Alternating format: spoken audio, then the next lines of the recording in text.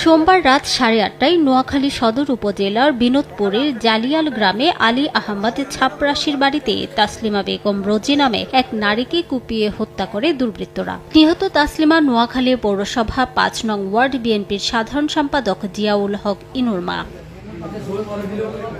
নিহতের স্বামী ওবায়দুল হক জানান, রাত 8:30টায় তাসলিমাকে নিজ ঘরে গুরুতর জখম অবস্থায় দেখতে পান। পরে প্রতিবেশীদের সহায়তায় দ্রুত নোয়াখালী সদর জেনারেল হাসপাতালে নিলে চিকিৎসক তাকে মৃত ঘোষণা করেন।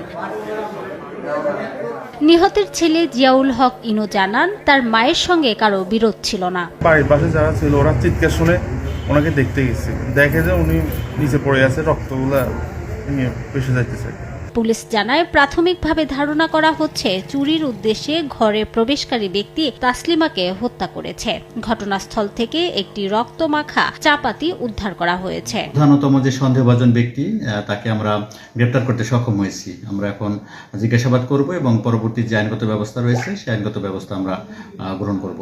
পুলিশের একাধিক টিম সহ ঘটনাস্থল পরিদর্শন করেছে সেনাবাহিনীও। সময় সংবাদ, নোয়াখালী।